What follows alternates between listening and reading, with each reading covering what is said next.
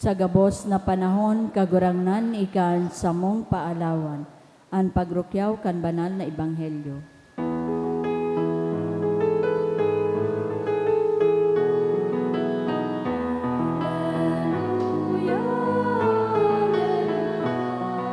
Sabihon mo, O Diyos, nagdadagog ako sa mga kataramon mo. Hallelujah, Hallelujah, Hallelujah. Ang kagurangnan mapas sa Indo. Asin sa imong espiritu. Pagrukyaw, kan banal na ebanghelyo na sinurat ni San Lucas. Kamurawayan sa imo kagurangnan. Nabaritaan ni Hading Herodes ang gabos na ginibo ni Jesus. Asin, nalibong siya. Ulitaan iba nagsasabi na si Juan nabuhay liwat. Alaga ng iba nagsasabi na si Elias nagpahiling. Igwa man na nagsasabi na sarong propeta kay itong panahon nagbalik sa kinaban. Si Herodes nagsabi, si Juan sa kuyang pinugutan. Kaya sisay ini dapit sa iya, dakulan sa kuyang nadadangog. Asin dakulaan pagmaot ni Herodes na mahiling si Jesus. Mga tugang, marahay na bareta kan kagurangnan. Pag-umaw sa imo, Kristo. Good morning. Hali po ito na ebanghelyo, pero halawig ang istorya po kayo ni bago nakaabot sa siring na istorya. Nagkatulong personahe, o sabihon ta icons, ang nahiling tadigdi, na nagre-reflect kan manlain-lain man pong disposisyon ng tabo. Sa presente, may hiling tayo ni sa lambang saro sa tuya. Tulo, si Juan Bautista, na mencionar. Ikadua, si Herodes, si Herod Antipas, midbid sa Herod the Tetrarch, or the King. Siya suhade, kay itong panahon na si Jesus, pinako sa krus, asin ipinagadaan. Asin siyempre, mismong, sa tuyang kagurangnan. Si Sailing Tulo, na pagkamalan, enot, si Jesus na iyo si Juan Bautista. When he was preaching, nadangog ni Herodes, ang istorya manunungod sa iya, naintriga si Herodes. Bako ta, gusto niyang mahilingan sa tong kagurangnan dahil nagtutubod siya sa kagurangnan, nagtutubod siya kay Kristo. Gusto niyang mahiling si Kristo dahil naghahanga siya kay Kristo. Alagad, just out of curiosity, curious siya, sa ining pinag-uurulayan kan mga tao. Taaram tabaga po ang istorya na si Herod Antipas, iyon ang nagpapugot kipayo kay Juan Bautista.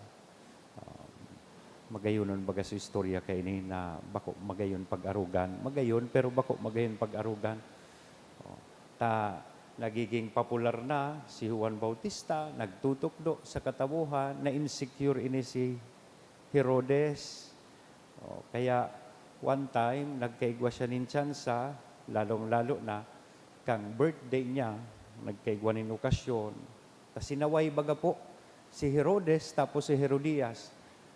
Si Herodias, agum ni Felipe na half-brother ni Herodes. Na sinaruan ni Herodes, imagine, agum kantugang mo, sinaruan mo, kaya sinagwi sinda ni Juan Bautista. Naramdaman po nindo yan, tururog na po kamo, kang nangyari yan. Aram paman pala nindo. Kaya kang birthday ni Herodes, yan, naugmahon siyang marahay, nanumpa siya. Remember that story? Na maski ano ngaya duman sa aking nagbayli, aki ni Herodias, maski ano ngayang hagadon mo, maski kabanga kan sa kuyang kahadayan, itatao ko sa imo. Siguro nagbailing dayang-dayang or anong bailingon yan, selos, nag-TikTok gayod. Kaya naugmahon po si Herodes, nanuga. Kaya lang si Herodias, nahabo niyang tigsasaway sinda, kan sa indang illicit relationship ni Herodes, ang hinagad po supayo ni Juan Bautista. Yan ang nangyari po. But basically, kung hihilingon niya to sa pagkabuhay ni Juan Bautista, an sa iya pong pinatutuohan, an sa iyang isinabuhay, iyo po ang katotohan. He represents truth, the truth.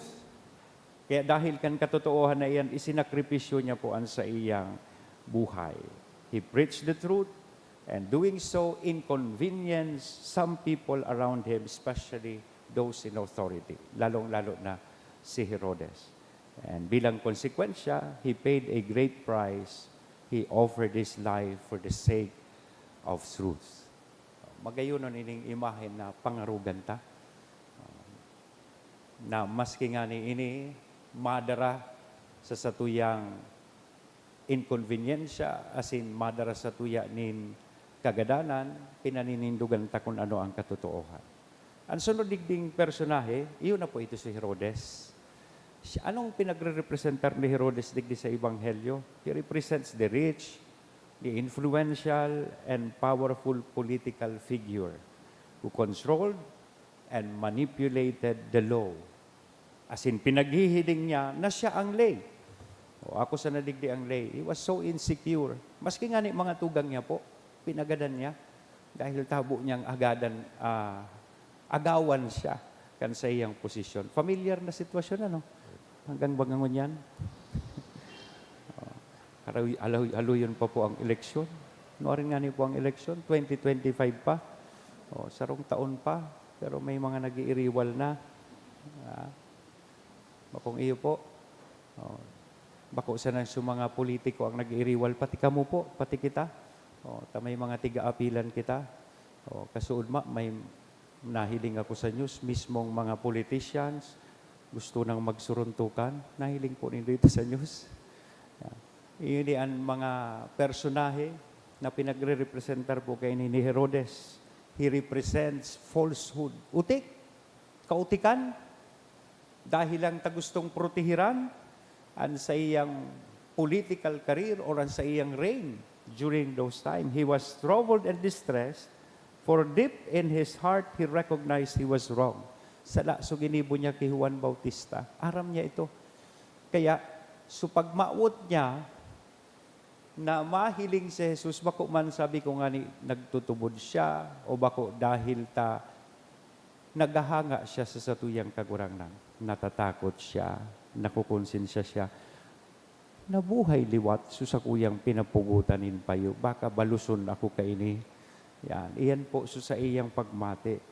But in trying to preserve his image and authority, and of course his selfish interest, he ordered the beheading of John the Baptist. His enemy, ang sa iya pong kaiwal, bako man po si Jesus. Ang sa iyang kaiwal, bako man po si Juan Bautista. Aram po nindo kung sisay ang kaiwal niya, so sa iya mismong sadiri. Baka namatayan naman nindo iya. Kaiwal mo sa diri mo, dahil tayo ka nakukonsensya, yan sa imong gibo, arog po kay ni Herodes. Kaya, magayunon pong paghurup-hurupan tayo ni sa satuyang buhay. Minsan, ining mga ipinahiling kaining kung si Juan, minarepresentar kang katotoohan. Si Herodes, minarepresentar kang falsehood or kautikan. Minsan baga kaya, suutik mo, tigtubudan mo na, bako, yan bako magayon. Asin siyempre, dahil taman paglingawan, saro kan importanteng imahen na ipinapahilig po kan sa tuyang Ebanghelyo, iyo mismo ang sa tuyang kagurangnan. Si Jesu Cristo. Sabi tangani siya ang the truth, the life, and the way. Siya ang dalan, siya ang katotoohan, siya ang buhay. Siya itong sa tuyang kagurangnan, a God who spoke through John the Baptist about the truth, epitome or embodiment of truth.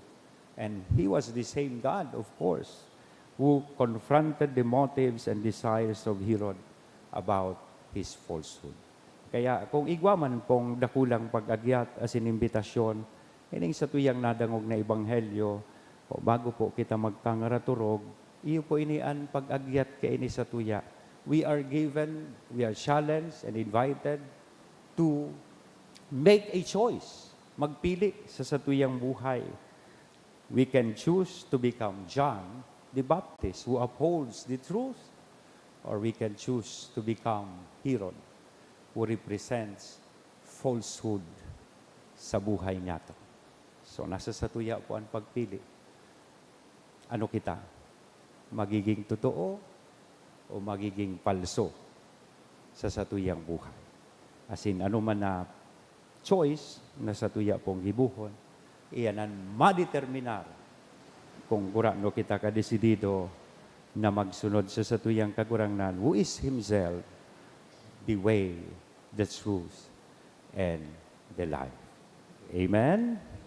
Sa ngaran ka Ama, kan Aki, asin ka na Espiritu Santo. Amen.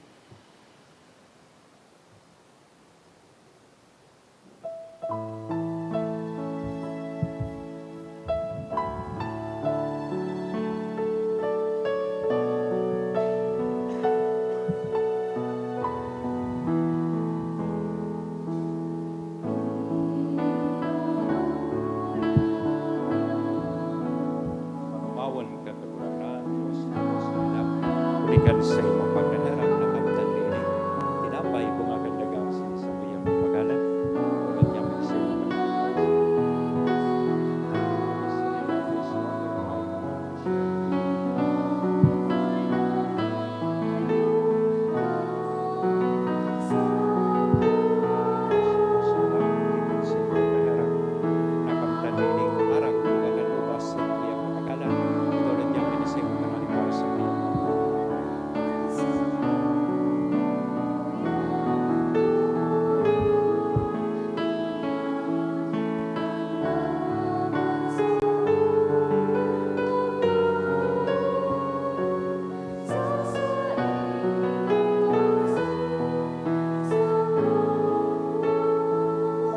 Magpamibi ka mo mga tugang, tanganingan sa ko, asinan sa indong atang, maako manlugod gan Diyos samang makakamhan. Ako manlugod kan kagurangnan an atang sa imong mga kamot, para sa kaumawan asin kamurawayan kan sa iyang ngaran, para man sa pakinabang niyato asin kan bilog niyang banal na simbahan. Kagurangnan sa pagrumdum niya mo kan kamurawayanin sa imong apostol na si San Judas Tadeo, ako an sa mong dulot na sindarahon mo kami sa maninigong pag-ako kan mga banal na misteryo.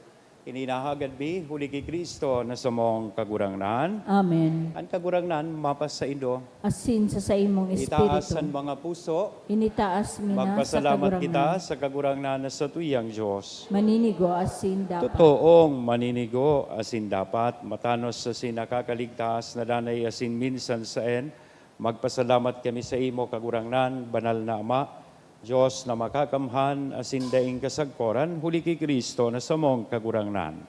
Tapinatugmad mo sa mga apostoles san sa imong simbahan, tanganing inimagin danay na tanda kan sa imong kabanalan sa daga, asin magtaonin mga langit nun nakatukluan sa gabos na tabo. Kaya ngunya na sinsagkod pa man, kay bakan bilog na hukbo nin mga angheles, dusay sa imo, an isip, kaming nagsasaranong nagkukurahaw asin nagsasabi. Banal, banal, banal an kagurangnan, Diyos nin mga hukbo. An langit asin daga, pano kan sa imong kamurawayan. Hosana sa kaitaasan. Paladan an minadigdi sa ngaran kan kagurangnan. Hosana sa kaitaasan. Kagurangnan ni kananggadan banal, burabo din gabos na kabanalan, kaya ining mga atang namimibi kami pabanala kanambon kan sa ibong espiritu, taganing para sa mo maginhawak asin dugo kan sa mong kagurangnan na si Hesu Kristo. Siya na sa rugaring nabuot, nagpaubaya sa pasyon, nagkuanin tinapay, asin pagpasalamat, binaak ini, itinao sa iyang mga disipulos na sabi, mag-ako kamugabos, asin magkakan kaini, tainian sa kuyang hawak, na idodolot para sa indo.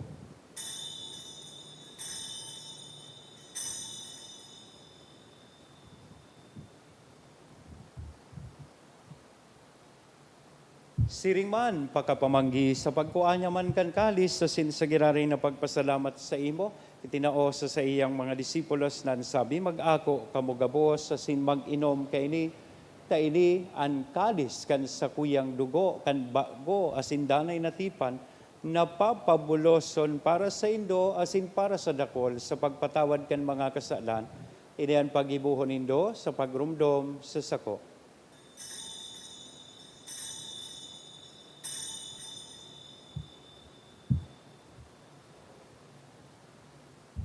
Misteryo kan pagtubod. Ang pagkagadan mo, kagurangnan, ipinapamareta niya mo. Ang pagkabuhay mo liwat, ipinapahayag sa kod na ika magdatong. Kaya kami na nagrurumdom kan sa iyang pagkagadan na sin pagkabuhay liwat, nagdudulot sa imo kagurangnan kan tinapay nin buhay, kan kalis ning kaligtasan, nagpapasalamat, ta pinapagkanigo mo na magatubang asin maglingkod sa imo.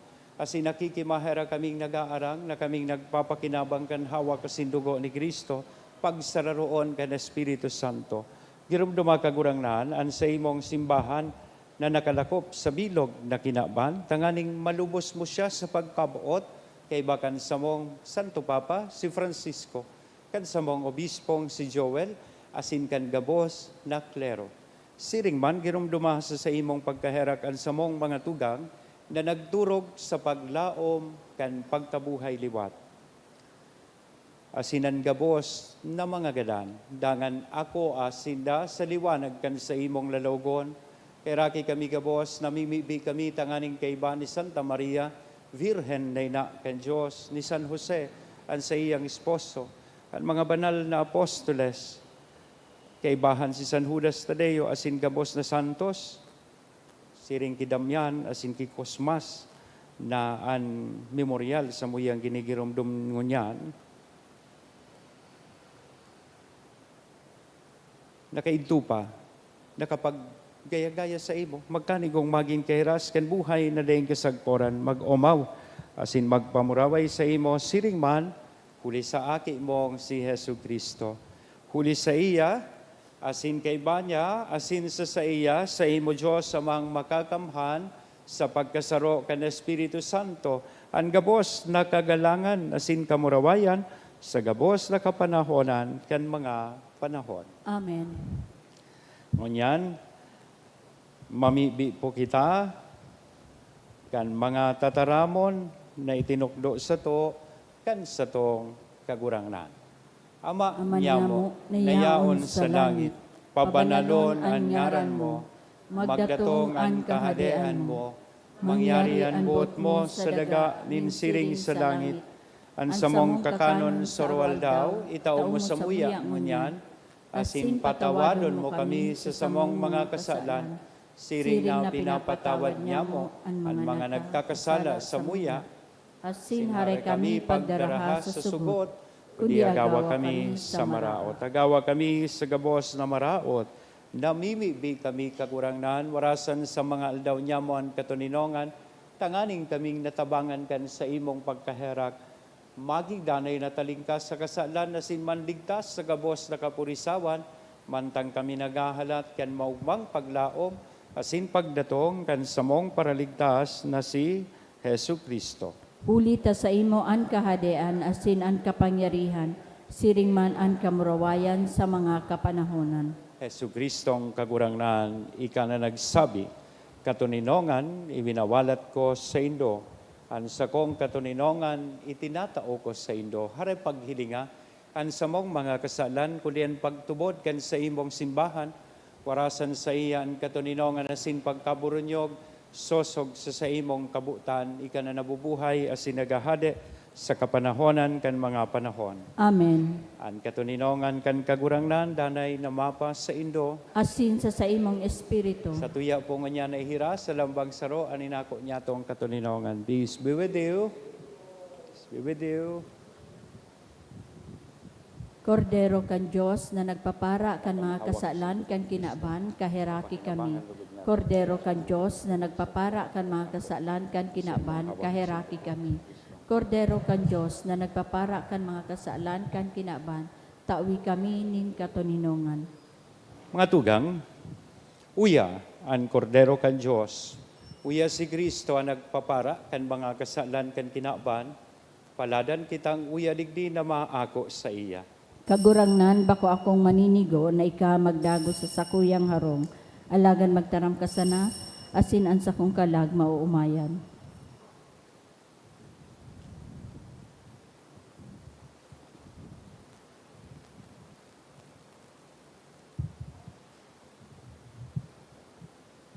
Ang hawak ni Kristo. Amen. Pamibi para sa komunyon espiritual. Dahil tadai ko may himo an maugmang paglingkod sa mga banal na misteryo, Diyos ko, dinadara ko sa espiritual na paagi an sakuyang sadiri sa pamitisan kan sa imong altar. Nakikisumaro ako sa simbahan na Katoliko na sa paagi kan mga kamot nin padi na minaatang kan sa imong mamurawayo na aki sa banal na misa. Kasabay niya, huli sa iya asin sa ngaran niya, inaatang ko ang sakuyang sadiri. Nagngangayo-ngayo ako sa imo, may hera ko na Jesus. Tawan sa kalag ko, andaing katapusan mong tabang, maawot kong espiritual na magpakinabang sa imo, tanganing an sa imong dugo maglinig, an sa imong laman magpakusog, an sa imong espiritu magpabanal sa kuya. Lugod dai ako makalingaw, banal kong paraligtas, na ika nagadan para sa kuya. Magadan man lugod ako sa gabos na bagay na siblag sa imo. Asin sa kahuri-hurihi, mabuhay ako sa godpaman sa kaibahan mo. Amen.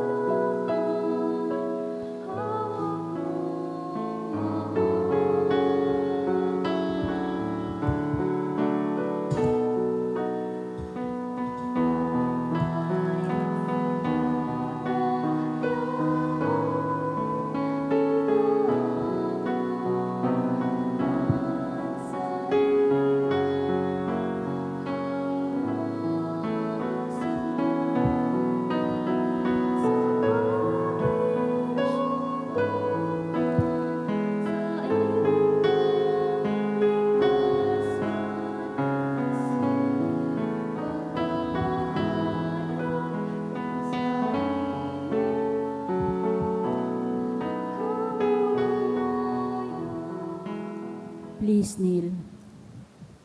Prayer for the sick.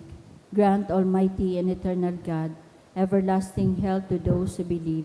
Hear us for your sick, for whom we implore the aid of your tender mercy, that being restored to bodily health, they may give thanks to you in your church. Through Christ our Lord. Amen. Glorious Saint Jude, you have always helped those who come to you with confidence. We pray you fervently for the sick.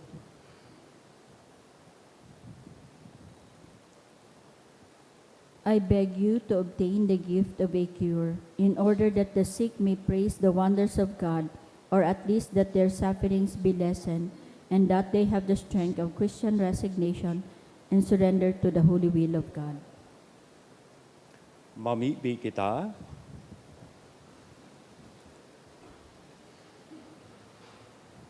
Diyos na Ama, sa imong Espiritu namimibi kami, lugod ang sakramento na sa mong inako ngunyan, darahon kami sa imong erokan, kung sa inan sa imong apostol na si San Judas Tadeo nagmumuraway, ininahagad mi, uli kay Kristo na sa mong kagurangnan.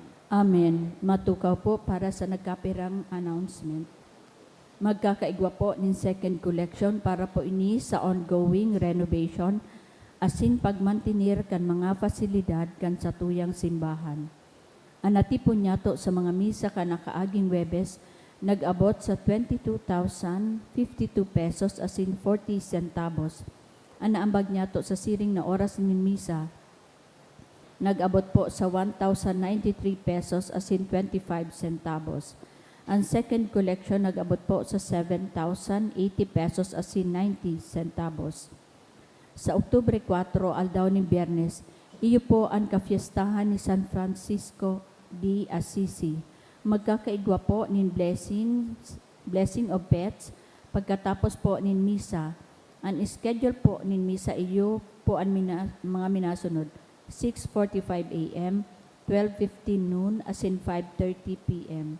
Siring man sa Oktubre 19, mapauna po ang nobinaryo kan sa tuyang mahal na patron, San Judas Tadeo. Sagkod po ini sa Oktubre 27. Sa mga maot po maging novena as in fiesta mass sponsors, magdulok na lang po sa parish office.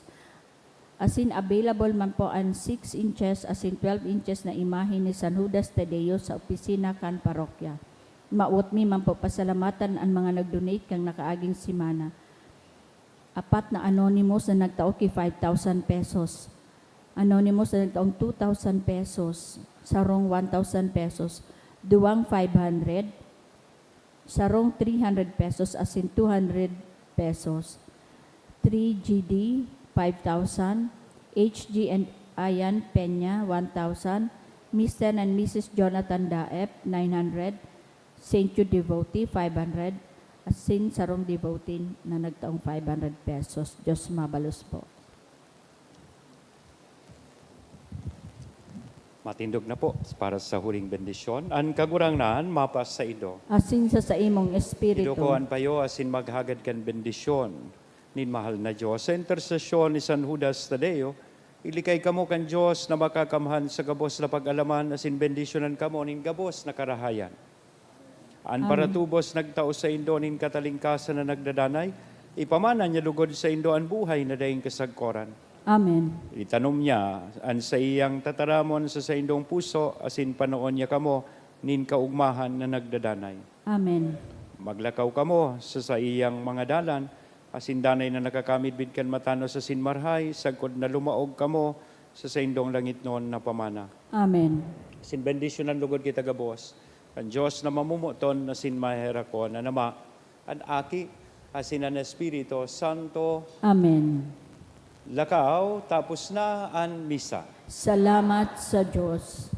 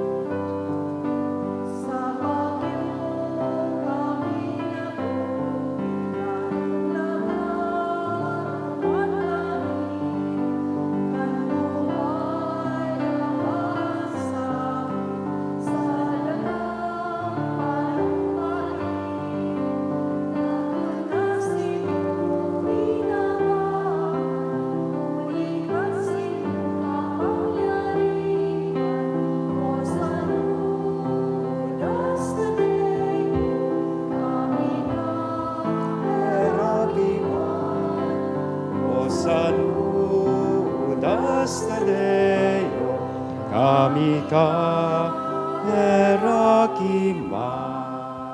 Thank you and good morning po.